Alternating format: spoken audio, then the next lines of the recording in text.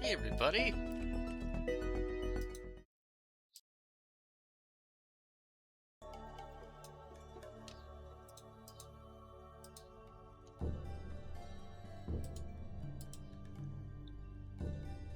It's been a while.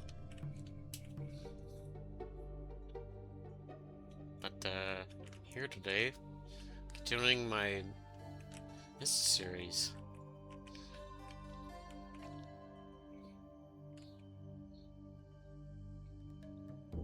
Let's see. It's been just a very busy week at the space station, catering to a bunch of folks. But we're approaching the end of it, and I needed to wait for my new camera to come in, my new webcam. So, with it finally here, I'm just gonna do this game. Alright.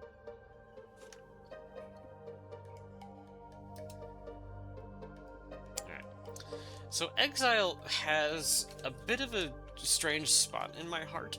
I think after Riven,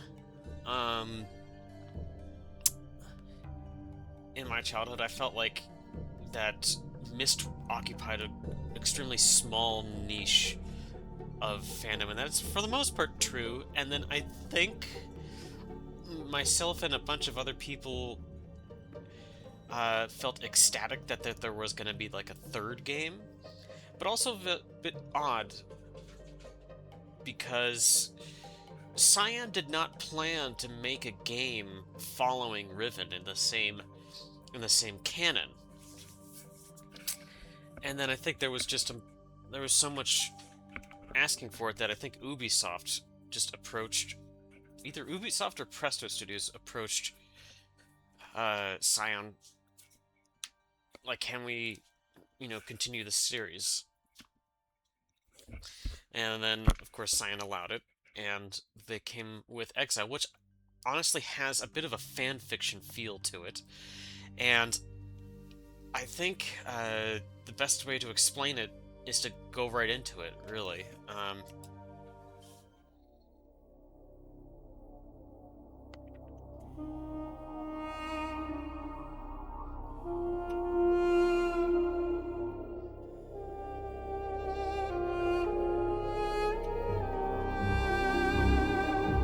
I realized as our group linked back to Dunny that we should not restore the city as we had planned. The once magnificent buildings lay in ruin, testament to the hatred that had consumed them. Too many people had fallen victim to that hate, to the prejudice and greed from which it sprang. And, of course, Rand Miller playing Idris once again. Always good. Gazing out across the cavern, I decided to write another age, one that would help the Dunny survivors begin again, free from the tragedies of their past. So with my wife, Catherine, supporting me, I put aside that past to write a future. More than a year has gone by since I finished writing Relishon. I have a new daughter, who I hope will someday link to that age with me. And as I imagine Yisha meeting the Dunny, those brave men and that girl becomes a bigger and bigger part of this entire I've been given another chance as well. A chance to learn from my mistakes and leave the past behind me once and for all.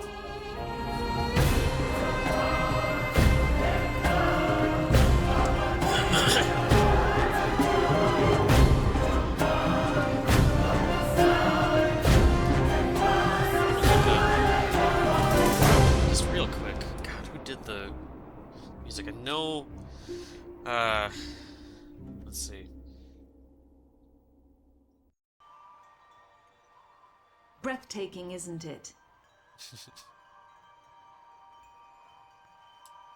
We call it Tamana. We moved here after Atreus finished writing Relishon. He wanted us to have a new home too. Oh. I'm so glad to see you. I told Atreus our paths would cross again. He was just going to grab something for your trip to Relishon, so he shouldn't be terribly long. Unless he decides to check over the whole house first, which means he could be hours resetting all his padlocks. But I know he was looking forward to introducing you to the dunny, so he shouldn't be terribly long. Why don't you wait in his study? Yeah, so of course that's a different actress for Catherine. I don't know her name. Um, so the music creator, this game does involve some semi-famous people. So the music person is Jack Wall, who you might recognize as the person who did the music for the Mass Effect series. And I think he does more music for Revelations, I think. Um, but anyway, I'm sorry, the other door. that's very good. And that's where we... Okay, so y'all might be wondering where exactly we are. Alright. Okay, so context-wise, because this is not explained in the game, we are actually on Earth. Because remember, after Riven, we just fell back to where we were, and presumably we started on Earth at the very beginning of Myst, which is where the book fell from the fissure originally, so falling from the fissure returned us to Earth. So coming here to Tomana is a location on Earth. So that's where we are. Atreus and his family have canonically lived on Earth, including when he was just a boy.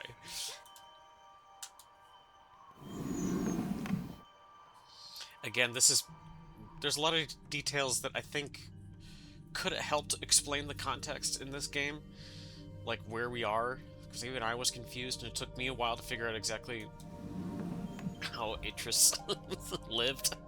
So, but yeah, we're on Earth. We're on a location on Earth, specifically in the New Mexican desert, if I recall correctly. And I guess he chose this location because he grew up in the New Mexican desert in a crack in the ground. Okay, Taman. Thank you for responding so quickly to my request for Nara padlocks. As you know, security in Tomana has become an important issue as of late. Perhaps I am overreacting, as Catherine suggests, but the idea that someone may have been sneaking into my study, reading all of my journals, disturbs me. After what happened to my library on Myst, after my own sons, Cirrus and Achenar, destroyed so many of my books, I've come to realize how delicate the link is to my worlds. I've never been able to repair those burned books, to link to each age to find out if the inhabitants survived. The padlocks won't change that situation, but they should ease my fear of trespassers considerably. So that's a detail that gets... I don't know if I want to say it's retcon, but in Revelations there's a bit of retconning in there as to what canonically happens with the two sons. And that's both fascinated and irritated the fans of Myst. So, anyway, you'll notice here this big, large book here that's got the Dunny symbol for 5 on it, and of course this is the book for Riven. And of course it's just entropy. The entire thing is gone.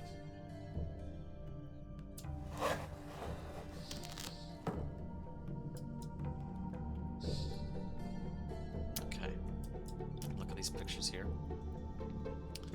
See Atreus' efforts. Some of this information is in the third novelization, I think.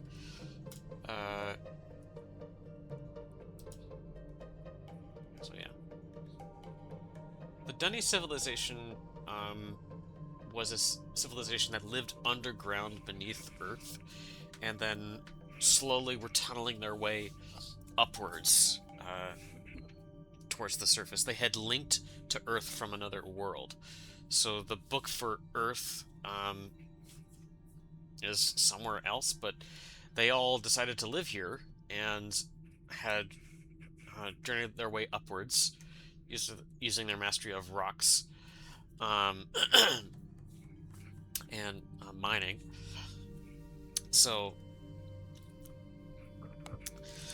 and anyway, so that explains, and the entrance to Dunny is also near the same volcano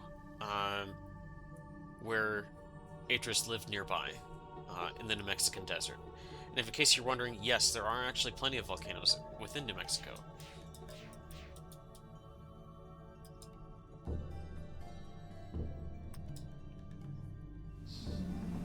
You hear the door opening. Someone else can translate the text here. I'm sure someone has. I've done it before with Riven text.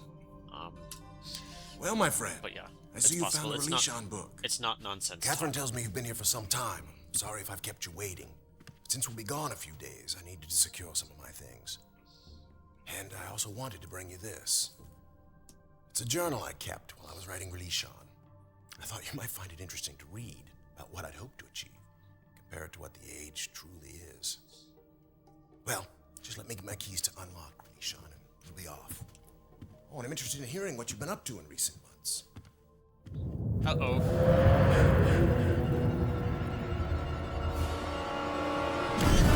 Ah! No! No!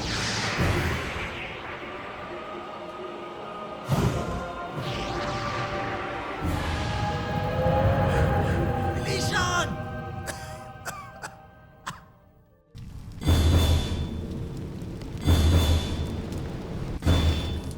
So what he threw was a much larger fire marble, the same kind of fire marbles that we saw in Riven. It's like a compact energy source.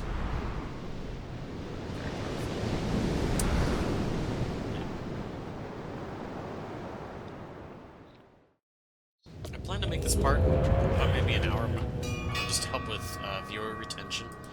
So, doing an hour and a half part, I think, makes things a bit tiresome, I think. Maybe.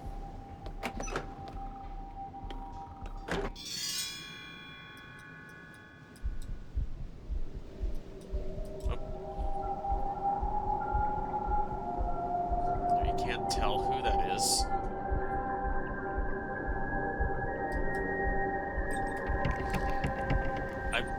I brought up Jackwell earlier because there are actually some music pieces in this game that I really do enjoy.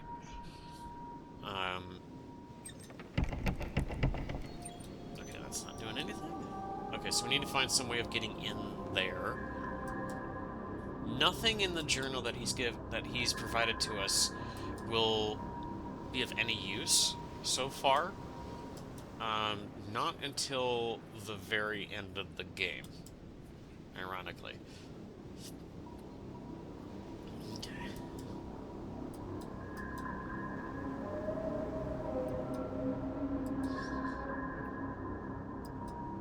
Okay. I think either way, let's see. What's this one? Well, I guess we could just... Okay, yeah, this is just a one-way thing. Okay.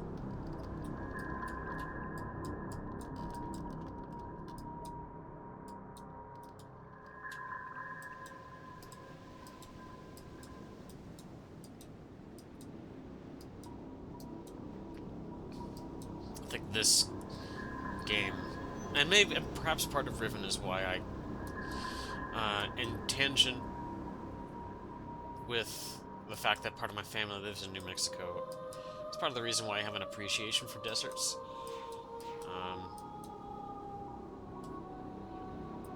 And geology. And I've got quite a large gem and mineral collection, which is probably the precursor to the current element collection that I have. But yeah, I'll definitely showcase some of those rocks and gems to you guys at some point.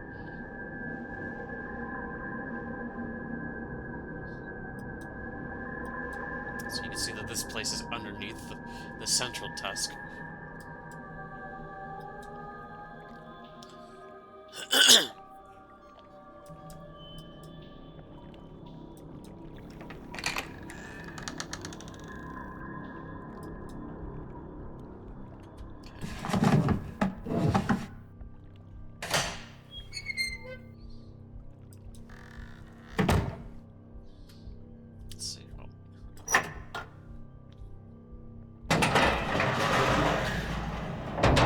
this was also the first Myst game. I think real Myst would have shortly arrived after this one.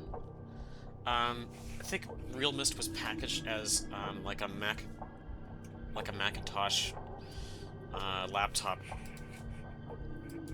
game or something like that. Like, oh, they're like coming along with a bunch of other games.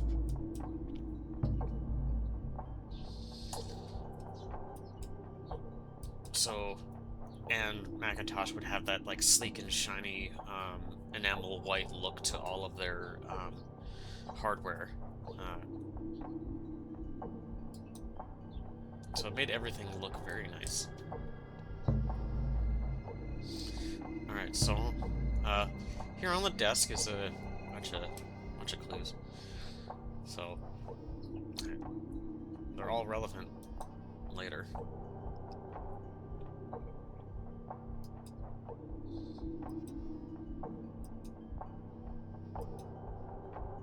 The metal ball. And 4 glass balls, which somehow seem to change color. They look pink here, but now they look teal here. Don't know why. So that's a little confusing, but they're meant to be glass.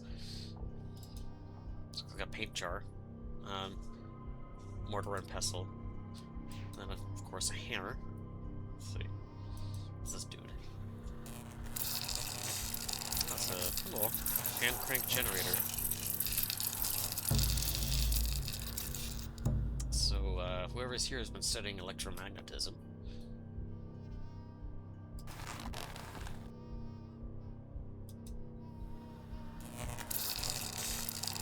Funk!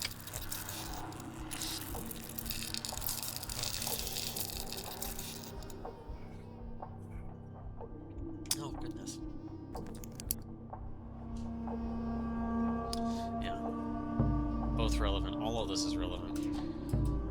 Presto decided to make it, you know, fairly straightforward, maybe a little too straightforward as to how the puzzles are solved in some of these, but,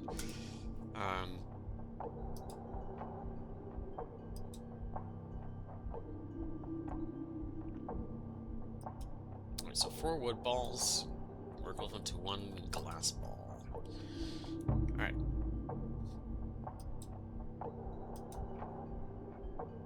Who could this be?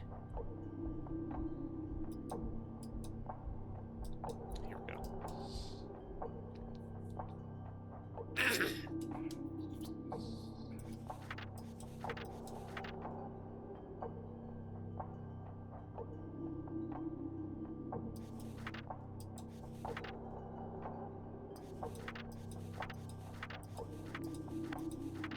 Alright. So this is his journal. It's very loose. His journal is a bit more important, I think, as time goes on. Because you find his missing pages. Alright, so he is the stranger who's been swiping stuff in his lab. Let's see.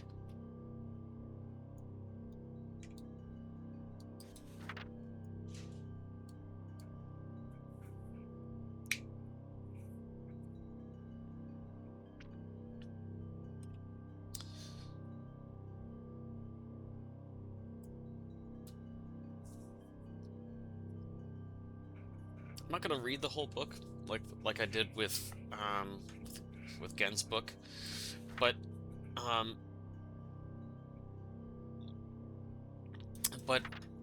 generally, so what he's doing, what he's doing is summarizing, or I'm gonna summarize what he's gonna say in this journal. So his name is Savidro. Okay, that's our adversary, and he's taking revenge.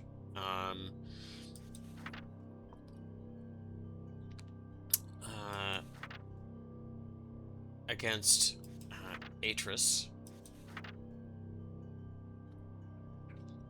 So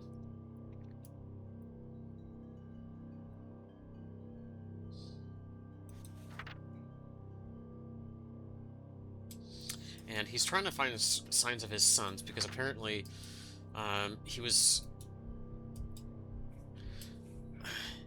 Atris's sons had done something terrible with his age. No surprise there, because, well, Cirrus and Akinar did a lot of crimes with every single age that Atris had. Um,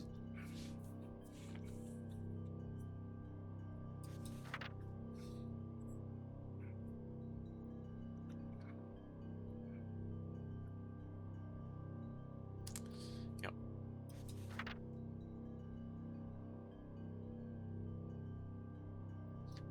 So his idea is to try and machinate a scheme to get Atris into uh, in, into Jananan, which is this age here.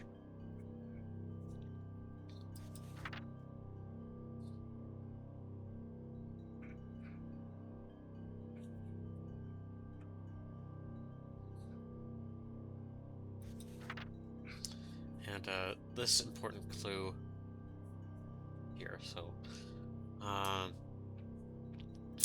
have found a way to reprogram his scanning device. It requires scavenging parts from another mechanism in the tusk, but I think the gears I could leave can still be operated by hand. Okay.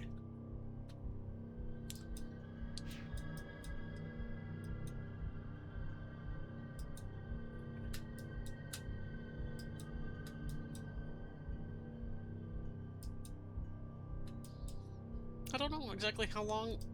I think this game is just about as long as the others. Hold on. What I'm gonna do is I'm just gonna send it up.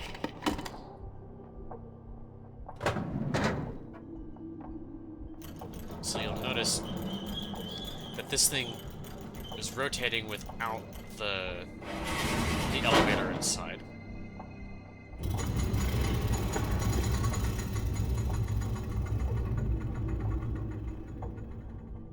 Okay. That supposedly leads to the top of the tusk, where Sabitro is hiding out. Still pacing, probably. Oops.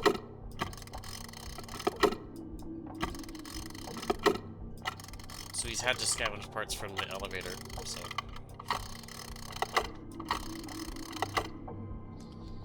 I believe... Let's see... So, yeah. It doesn't matter. So I found out that this clue in particular, right, the threaded parts of these cylinders just need to be pointed out. Any two cylinders can be pointed outward. Doesn't matter which. So...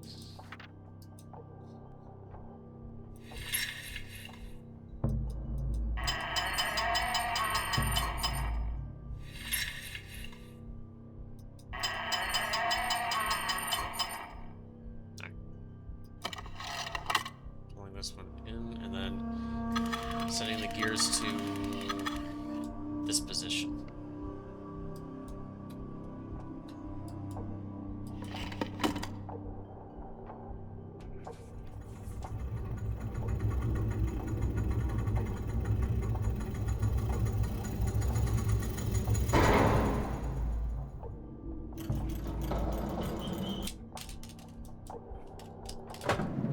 So now when we pull the lever,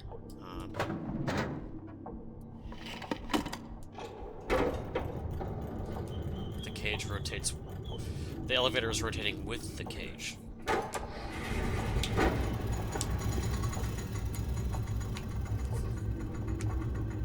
Hopefully we'll be able to snatch this guy.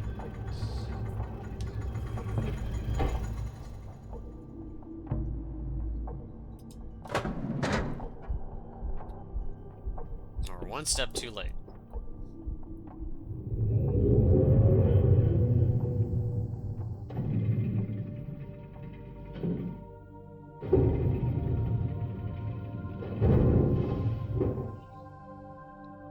Huh.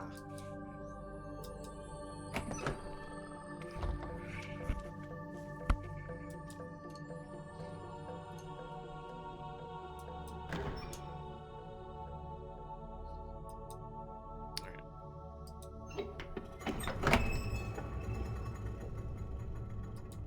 do one small thing here.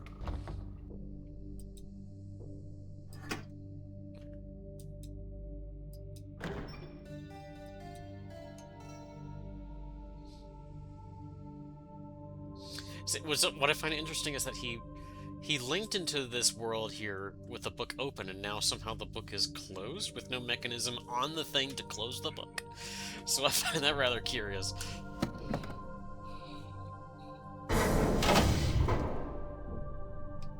Red, blue, green. My sons, I promise to teach you the secrets of my ages. This world is the first step on your journey. Search the island, and you'll find 3 linking books. Each connects to an age in which you must fulfill. Hello, Atris.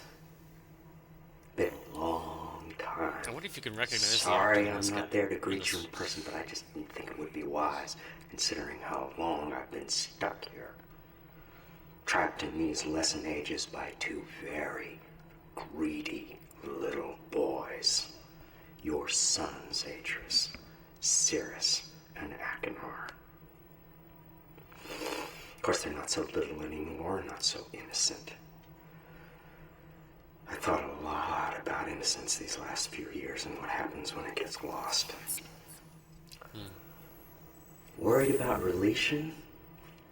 I have it. Worried about friends, relatives, people you can't get back. I know just how you feel. But if you want to do something about it, you're gonna have to open this device. And there's just one problem. I've changed the 3 symbols that do that. So if you want to reclaim relation, you're gonna have to take your own class.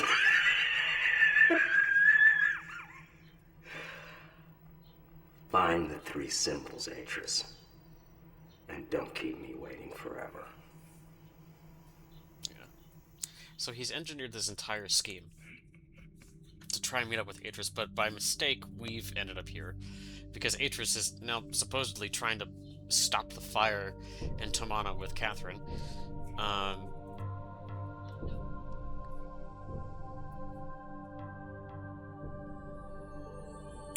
Anyway. So that actor was Brad Dourif, and he played a number of different roles. He played the role of Wormtongue in the Peter Jackson Lord of the Rings films.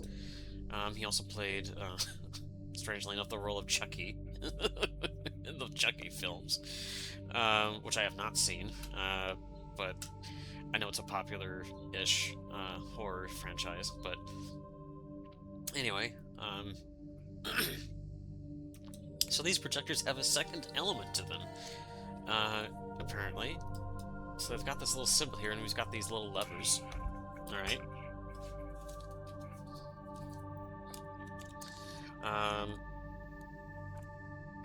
And the relevant information from them I've already gotten down in another notebook with me.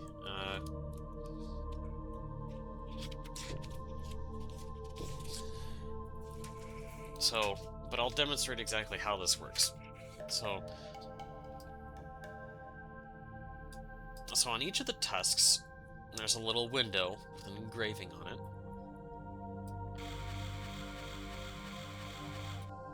And the idea is to match up the symbol in exact position, as well as the focus. So let's see here.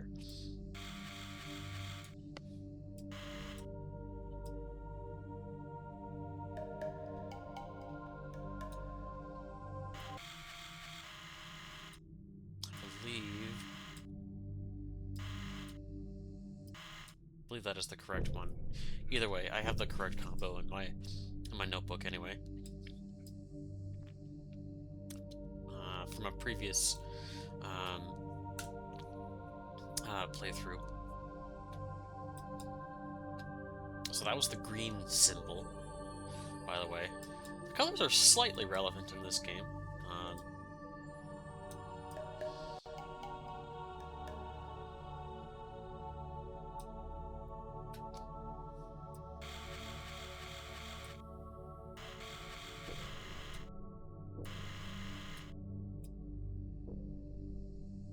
this is the correct. Oh, no, this one. Ah! Yeah, this doesn't unlock anything, but it's meant to show you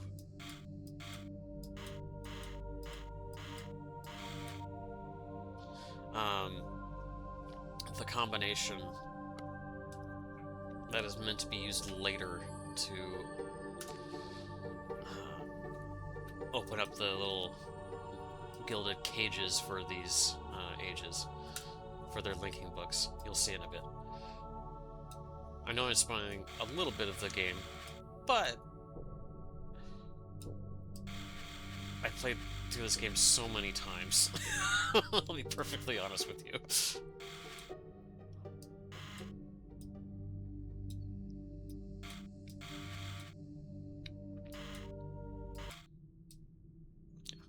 Alright. So, yeah, there's 4 beads in each one, and they all pertain to a different symbol. And the symbols that we're meant to gather are inside each of the 3 lesson ages that Saavedra has pilfered through.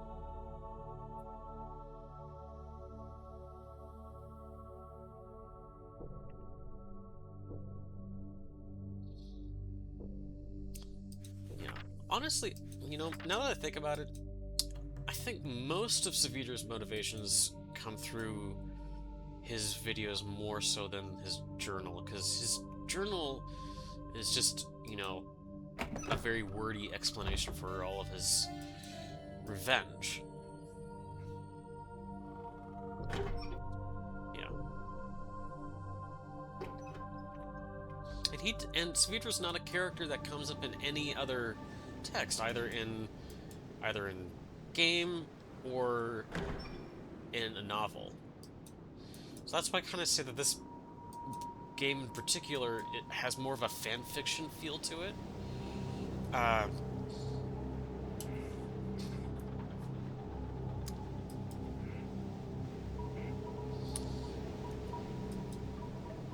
And that it can be pretty much isolated from the rest of the series. Anyway, now we have a choice of what to do from now on, because there's 3 additional tasks, so one here, and one here. Wait, no? Did I do that right? Oh, there's one behind there that I don't think I could see. Yep, right there. There. Another one there. So,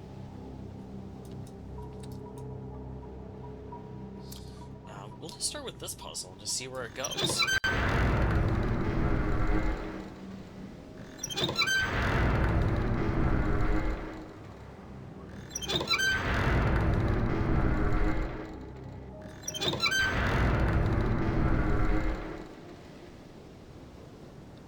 looks like a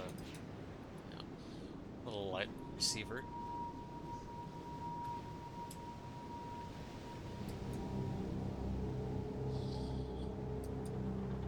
You can see that this thing is probably meant to be aimed at this one, which would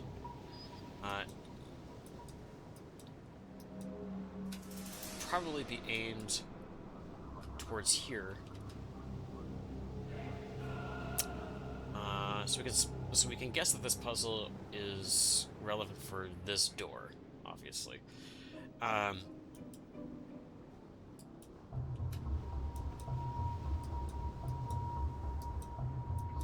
So we need to find an alternate route. Unfortunately, there is. Because, of course, Idris designed this place to be a puzzler deliberately as a lesson to his sons. So, pay attention to the colors, as well as the direction of where the light is going.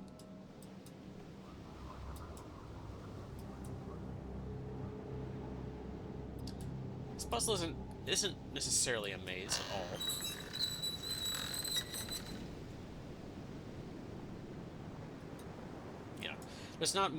There is never more than one beacon that the light can be aimed to.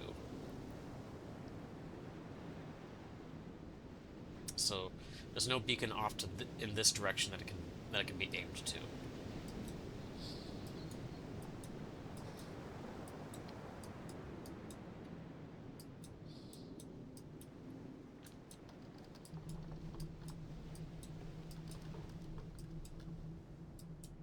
Okay, so this green beacon.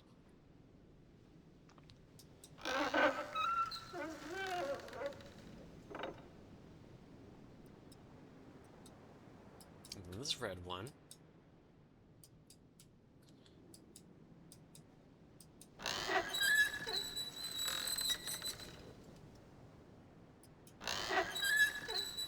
Yeah, that just shoots off into the distance.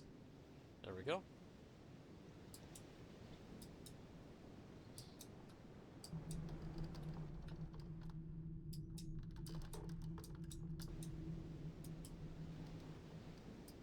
I believe it was this one. Yep.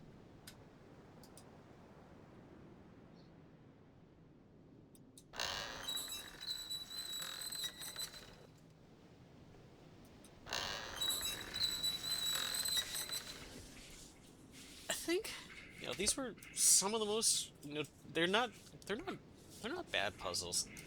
Like, there's no puzzle in this particular entry in the Myst series that I think is bad. I think they're all pretty nice puzzles. I think that, you know, um, but they didn't really lead you down a path of, like, inference that you had to do, like you had to do with Riven, which I think it made it a much stronger entry in terms of puzzle making. Like, you had to figure out the missing pieces of a color code and like how they're associated with the eyes and everything, and but you don't have all the pieces, and it's never going to give you all of the pieces.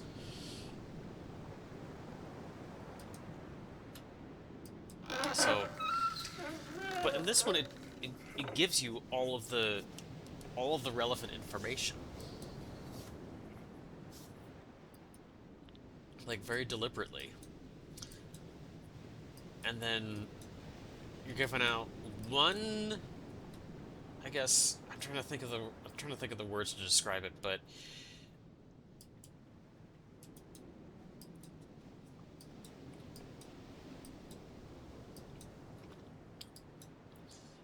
it's,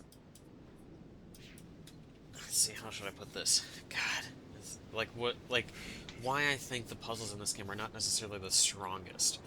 It's that, well, like I said, Riffin's puzzles were all about inference, and figuring out the missing pieces to the actual code that you're given, and figuring out the logic behind each of the puzzles. And this one, you're given all of the logic to you from the get-go, like with the lab and everything, as you're going to see here later. So, like, all the puzzles are just a little too straightforward to follow. Now, and you might be like, well, what about this light puzzle? Because you notice that, like, someone had clearly smashed the head of the first beacon off, and it leads directly to this thing. But the rest of the pillars are untouched, and they lead to a second path here. But that's not, like, and it's meant to imply that someone had sabotaged the puzzle. But if you think about it canonically, Atris would have designed there to have to be like a combination here to this door based off of the colors that the Suns had to pay attention to. Like, obviously, like, if they tried to do it with just one beacon, then they don't know the combination to open the door. But if they try a different route and then go through all around here, and they realize, oh my goodness, the color of the beads on top of everything, like, is the combination that leads into this door. So, there's no randomness to it. I don't know. It's just like it's a very, I don't know. Again, it's a little too straightforward, I think. I hope I'm getting across what I mean to say, but let's see. Oh, where is it in my notebook? Here we go. Alright. Yellow, blue, green, red, yellow, purple or magenta, and then red. So, see what I mean? I mean, it's just... There's no... I feel like a stronger puzzle would have involved many more non-relevant pieces to throw you off the trail, I think. Like, it would make it a much stronger piece. And then you would deduce the and then from that, you would deduce the actual combination.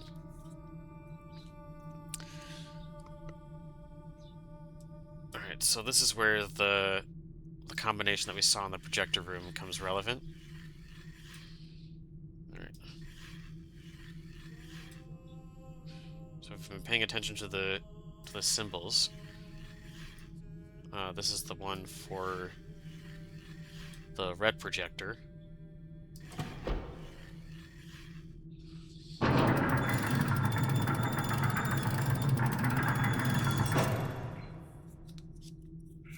Okay. So this is for voltaic. Yeah.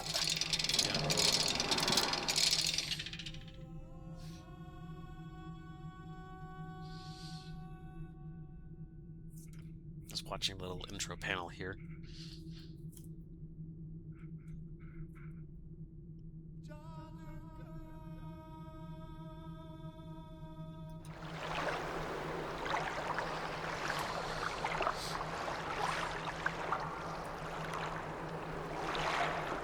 Now, the sabotage element, I think, works in favor of some of the puzzles.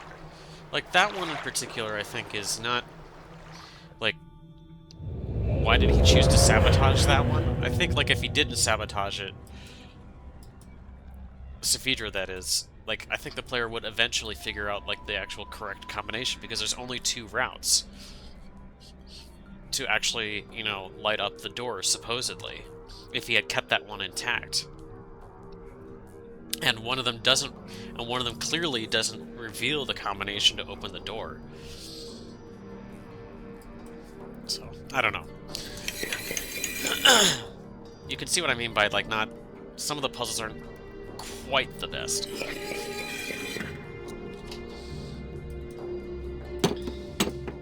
Okay. So we've arrived here. And there's a linking book back to Janana in case we get stuck. This door is bolted shut. Looks like a vault. Like some copper coil here.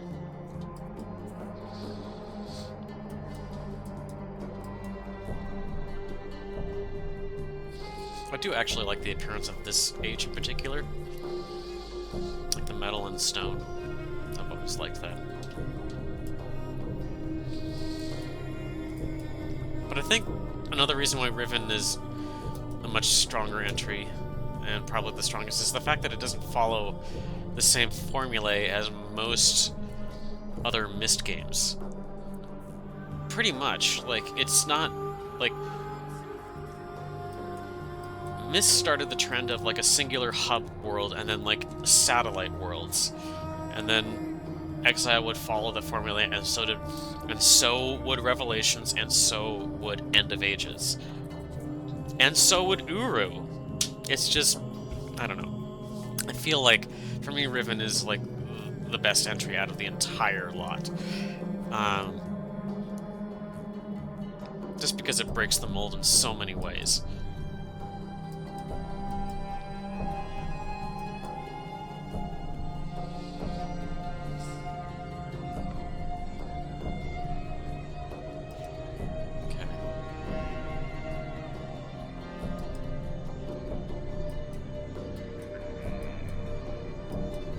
And yet, again, like, there's plenty of aspects about this game that I totally like.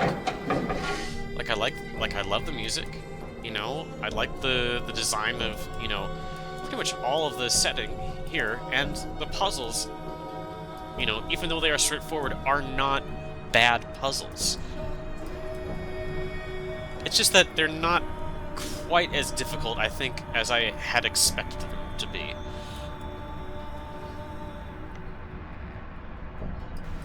Okay, so we're up here.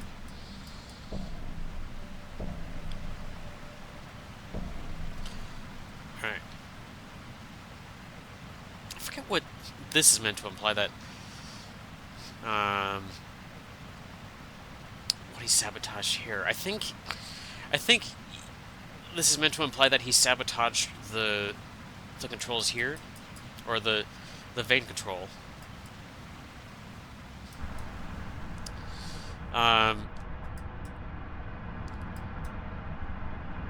And it looks like we can, you know, access the veins here. So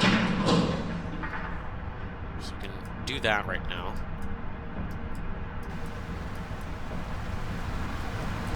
And as you can probably tell just from looking around us, that this is a hydroelectric dam.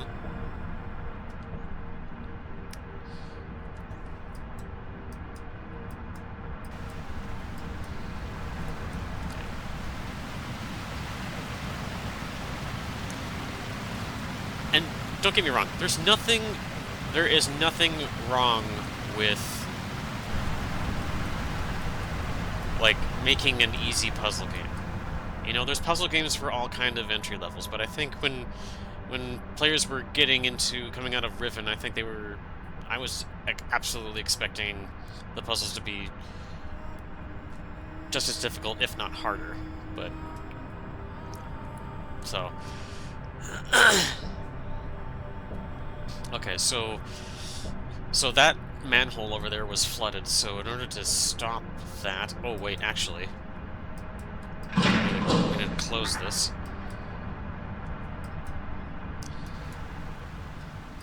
For reasons that will become apparent.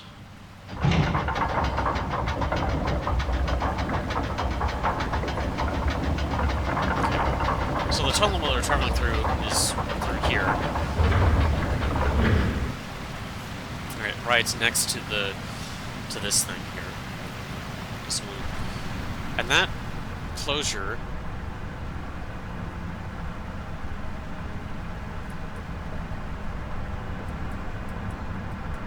should have blocked the water here, so now we can go underneath.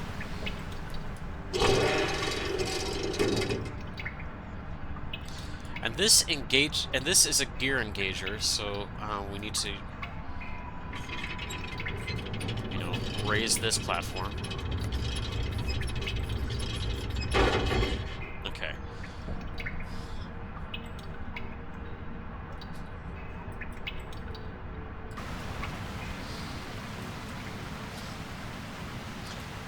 So it links up to this unit that I'm standing on right now.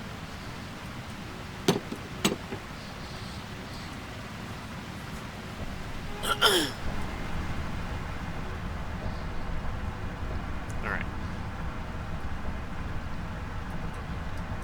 So now we can open the veins.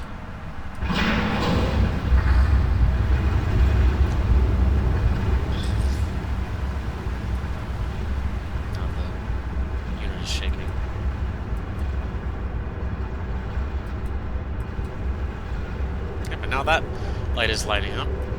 So let's take a look back at this little diagram here. Okay. So it's linked to this unit here, whatever that might be.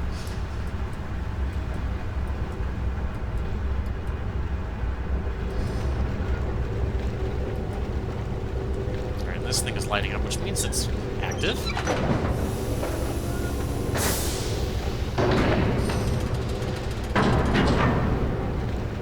Not sure how it falls down so cleanly, but you know what? I'm not gonna question it too much. That aspect I'm not gonna question too much. Puzzle design I will, but you know. Anyway. What's the matter, Amy? teenagers can't remember how things work. Yet you explained this class so well when we first spoke of it in Orion. I want Cirrus and Achenar to learn everything they can, Savidro. First from Amateria, Idana, Voltaic, and finally from Narayan. When my boys come to see your people, I want them to see Narayan's traditions at work so they can see how civilization can balance an age.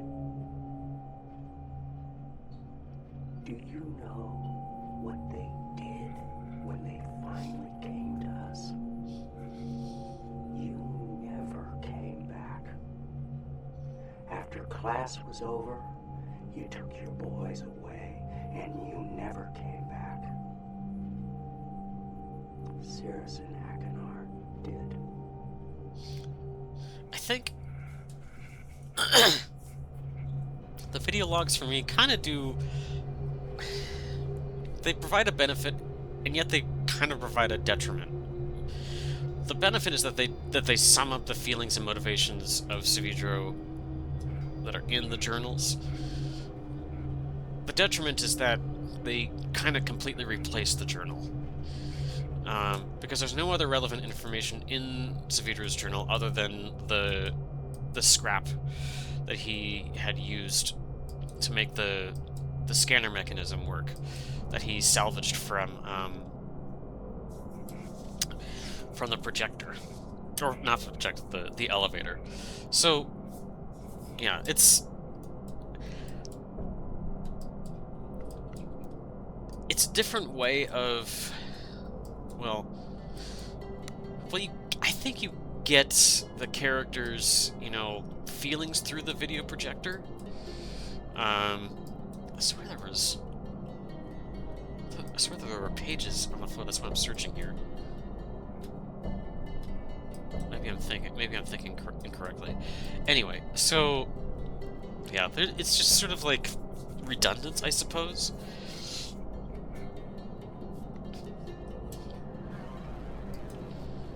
And Brad Dourif is already a pretty decent actor, so it's nothing on him. I think he acts pretty well for the purposes of his character in this game. So, for the most part, the video logs, I think, are kind of good. Okay. So the idea here, as you could probably guess, is that we're going to be rotating these pins here. So to back out, oops. You'll notice that this is indeed where the power is being drawn to. Okay, and then there's 5 stations around here. And they all pretty much do the same thing. I'm not sure how we're looking in, and then we're seeing these giant buttons. I'm not certain how that's meant to be. I think these are screws.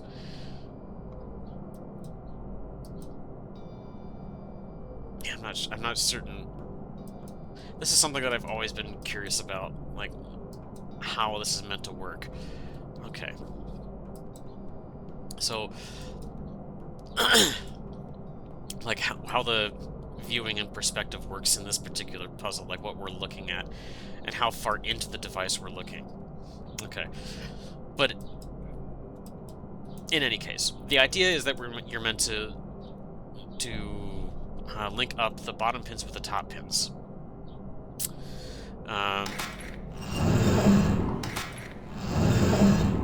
So it looks like this solution here is fine. So this solution is not, because that one's not hooked up correctly.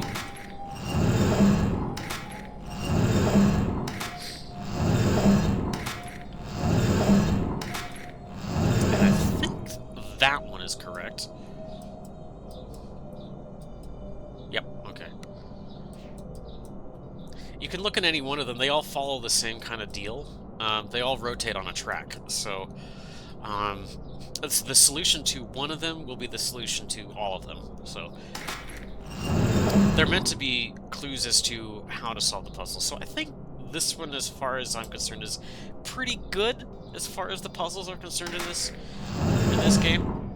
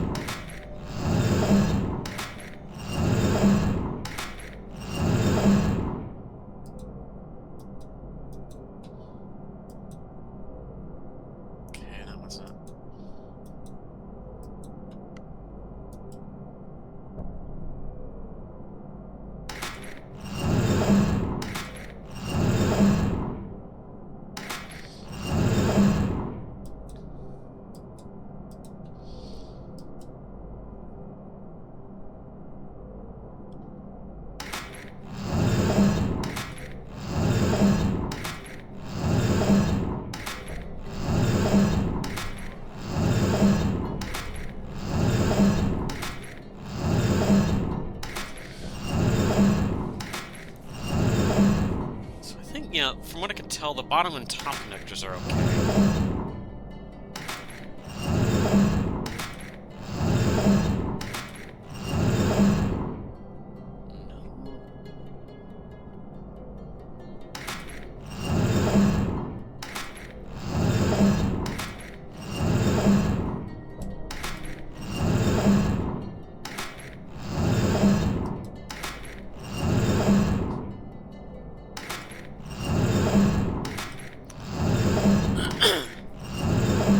Just seeing if there's another solution on the bottom track here that I'm missing.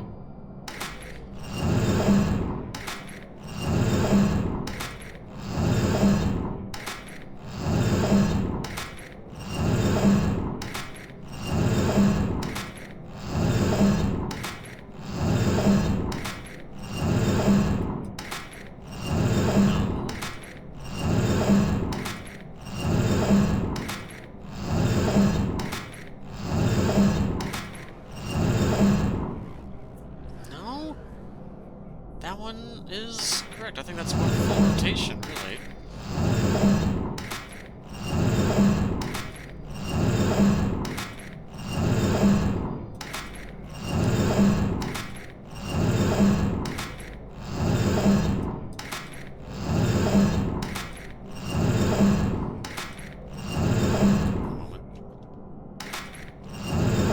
Wait. I think I got it. Okay. So that one, I think, might be the correct one.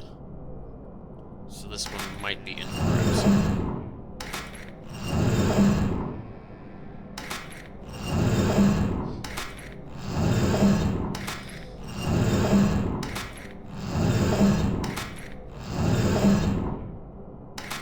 It'll automatically close out once you get the correct solution, I believe. There we go.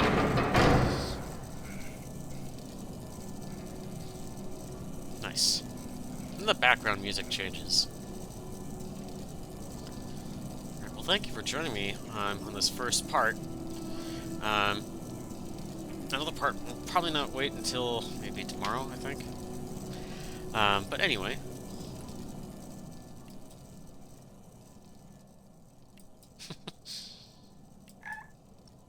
Squee. Alrighty. Yep, more is to come. I'm thinking about getting a new mic sometime in the next week, so be anticipated for that. Should provide some better audio quality. Anyway, thank y'all for joining me in this little retrospective. Alright, see y'all later.